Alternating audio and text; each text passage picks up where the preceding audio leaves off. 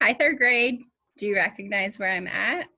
I had to stop by our classroom to get a couple of things that I needed from here to bring home with me. And I thought, while I'm sitting in here by myself, why don't I read a chapter of Matilda? So here's our lovely classroom. We are on chapter 11 of Matilda. The title of chapter 11 is Bruce Bogtrotter and the Cake. How could she get away with it? Lavender said to Matilda. Surely the children go home and tell their mothers and fathers. I know my father would raise a terrific stink if I told him the headmistress had grabbed me by the hair and slung me over the playground fence. No, he wouldn't, Matilda said. And I'll tell you why. He simply wouldn't believe you. Of course he would. He wouldn't, Matilda said. And the reason is obvious. Your story would sound too ridiculous to be believed. And that is the Trunchbull's great secret. What is? Lavender asked. Matilda said, never do anything by halves if you want to get away with it. Be outrageous. Go the whole hog. Make sure everything you do is so completely crazy, it's unbelievable. No parent is going to believe this pigtail story. Not in a million years. Mine wouldn't. They'd call me a liar. In that case, Lavender said, Amanda's mother isn't going to cut her pigtails off. No, she isn't, Matilda said. Amanda will do it herself. You see if she doesn't. Do you think she's mad? Lavender asked. Who? The Trunchbull. No, I don't think she's mad, Matilda said, but she's very dangerous. Being in this school is like being in a cage with a cobra. You have to be very fast on your feet. They got another example of how dangerous the headmistress could be on the very next day. During lunch, an announcement was made that the whole school should go into the assembly hall and be seated as soon as the meal was over. When all the 250 or so boys and girls were settled down in assembly, the Trunchbull marched on to the platform. None of the other teachers came in with her. She was carrying a riding crop in her right hand. She stood up there on center stage in her green breeches with legs apart and riding crop in hand, glaring at the sea of upturned faces before her. I'm going to pause for just a second. Make sure you pay attention to this. That thing in the right hand is what we call a riding crop, okay? Important to look at pictures while you're reading too. What's going to happen? Lavender whispered. I don't know, Matilda whispered back. The whole school waited for what was coming next. Bruce Bogtrotter, the Trunchbull barked suddenly. Where's Bruce Bogtrotter? A hand shot up among the seated children. Come up here, the Trunchbull shouted, and look smart about it. An 11-year-old boy who was decidedly large and round stood up and waddled briskly forward. He climbed up to the platform. Stand over there, the Trunchbull ordered, pointing. The boy stood on one side. He looked nervous. He knew very well he wasn't up there to be presented with a prize. He was watching the headmistress with an exceedingly wary eye, and he kept edging farther and farther away from her with little shuffles of his feet, rather as a rat might edge away from a terrier that is watching it from across the room. His plump, flabby face had turned gray with fearful apprehension. His stockings hung about his ankles. This clot, boomed the headmistress, pointing the riding crop at him like a rapier. This blackhead, this foul carbuncle, this poisonous pustule that you see before you is none other than a disgusting criminal, a denizen of the world, a member of the mafia. Who, me? Bruce Bogtrotter said, looking genuinely puzzled. A thief, the Trunchbull screamed. A crook, a pirate, a brigand, a rustler. Steady on, the boy said. I mean, dash it all, headmistress. Do you deny it, you miserable little gumboil? Do you plead not guilty? I don't know what you're talking about, the boy said, more puzzled than ever. I'll tell you what I'm talking about. You superating little blister, the Trunchbull shouted. Yesterday morning, during my break, you sneaked like a serpent into the kitchen and stole a slice of my private chocolate cake from my tea tray. That tray had just been prepared for me personally by the cook. It was my morning snack. And as for the cake, it was my own private stock. That was not boy's cake. You don't think for 1 minute I'm going to eat the filth I give to you. That cake was made from real butter and real cream, and he, that robber bandit, that safecracker, that highwayman standing over there with his socks around his ankles, stole it and ate it. I never did, the boy exclaimed, turning from gray to white. Don't lie to me, Bogtrotter, barked the Trunchbull. The cook saw you. What's more, she saw you eating it. The Trunchbull paused to wipe a fleck of froth from her lips. When she spoke again, her voice was suddenly softer, quieter, more friendly, and she leaned towards the boy, smiling. You like my special chocolate cake, don't you, Bogtrotter?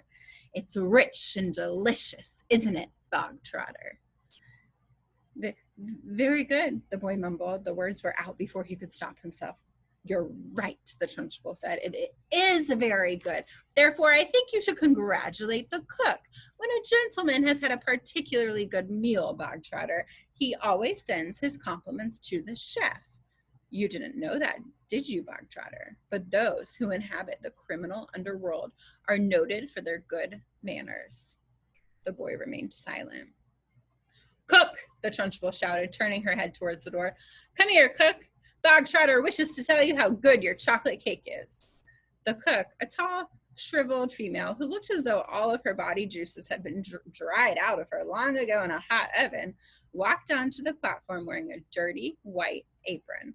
Her entrance had clearly been arranged beforehand by the headmistress. Now then, Bogtrotter, the Trunchbull boomed, tell cook what you think of her chocolate cake. Very, very good, the boy mumbled. You could see he was now beginning to wonder what all this was leading up to. The only thing he knew for certain was that the law forbade the Trunchbull to hit him with the riding crop that she kept smacking against her thigh. This was some comfort, but not much, because the Trunchbull was totally unpredictable. One never knew what she was going to do next. There you are, cook, the Trunchbull cried. Bogtrotter likes your cake. He adores your cake. Do you have any more of your cake you could give him? I do indeed, the cook said. She seemed to have learnt her lines by heart. Then go and get it, and bring a knife to cut with it. The cook disappeared. Almost at once, she was back again, staggering under the weight of an enormous round chocolate cake on a china platter. The cake was fully 18 inches in diameter, and it was covered with dark brown chocolate icing. Put it on the table, the Trunchbull said. There was a small table center stage with a chair behind it. The cook placed the cake carefully on the table. Sit down, Bogtrotter, the Trunchbull said. Sit there. The boy moved cautiously to the table and sat down. He stared at the gigantic cake. There you are, Bogtrotter, the Trunchbull said, and once again her voice became soft, persuasive, even gentle. It's all for you, every bit of it. As you enjoyed that slice you had yesterday so very much, I ordered cook to bake you an extra large one all for yourself. Well, thank you, the boy said, totally bemused. Thank cook, not me, the Trunchbull said. Thank you, cook, the boy said. The cook stood there like a shriveled bootlace, tight-lipped, implacable, disapproving. She looked as though her mouth was full of lemon juice. Come on, then, the Trunchbull said. Why don't you cut yourself a nice thick slice and try it? What? Now? The boy said, cautious. He knew there was a catch in this somewhere, but he wasn't sure where. Can't I take it home instead? He said. That would be impolite, the Trunchbull said with a crafty grin. You must show Cookie here how grateful you are for all the trouble she's taken. The boy didn't move. Go on, get with it, the Trunchbull said. Cut a slice and taste it. We haven't got all day. The boy picked up the knife and was about to cut into the cake when he stopped. He stared at the cake, then he looked up at the Trunchbull, then at the tall, stringy cook with her lemon juice mouth. All the children in the hall were watching tensely, waiting for something to happen. They felt certain it must. The Trunchbull was not a person who would give someone a whole chocolate cake to eat just out of kindness. Many were guessing that it had been filled with pepper or castor oil or some other foul-tasting substance that would make the boy violently sick. It might even be arsenic, and he would be dead in 10 seconds flat. Or perhaps it was a booby-trapped cake, and the whole thing would blow up the moment it was cut, taking Bruce Bogtrotter with it. No one in the school put it past the Trunchbull to do any of these things. I don't want to eat it, the boy said. Taste it, you little brat, the Trunchbull said. You're insulting the cook. Very gingerly, the boy began to cut a thin slice of the vast cake. Then he levered the slice out. Then he put down the knife and took the sticky thing in his fingers and started very slowly to eat it. It's good, isn't it? The Trunchbull asked. Very good, the boy said, chewing and swallowing. He finished the slice. Have another, the Trunchbull said. That's enough, thank you, the boy murmured. I said, have another, the Trunchbull said, and now there was an altogether sharper edge to her voice. Eat another slice. Do as you are told. I don't want another slice, the boy said. Suddenly, the Trunchbull exploded. Eat, she shouted, banging her thigh with the riding crop. If I tell you to eat, you will eat. You wanted cake, you stole cake, and now you've got cake. What's more, you're going to eat it. You do not leave this platform, and nobody leaves this hall until you have eaten the entire cake that is sitting there in front of you. Do I make myself clear, Bogtrotter? Do you get my meaning? The boy looked at the Trunchbull. Then he looked down at the enormous cake. Eat, eat, eat, the Trunchbull was yelling. Very slowly, the boy cut himself another slice and began to eat it. Matilda was fascinated. Do you think he can do it? She whispered to Lavender. No, Lavender whispered back. It's impossible. He'd be sick before he was halfway through. The boy kept going. When he had finished the second slice, he looked at the Trunchbull, hesitating. Eat, she shouted. Greedy little thieves who like to eat cake must have cake. Eat faster, boy, eat faster. We don't want to be here all day, and don't stop like you're doing now. Next time you stop before it's all finished, you'll go straight into the chokey, and I shall lock the door and throw the key down the well. The boy cut a third slice and started to eat it. He finished this one quicker than the other two, and when that was done, he immediately picked up the knife and cut the next slice. In some peculiar way, he seemed to be getting into his stride. Matilda, watching closely, saw no signs of distress in the boy yet. If anything, he seemed to be gathering confidence as he went along. He's doing well, Matilda whispered to Lavender. He'll be sick soon, Lavender whispered back. It's going to be horrid. When Bruce Bogtrotter had eaten his way through half of the entire enormous cake, he paused for just a couple of seconds and took several deep breaths.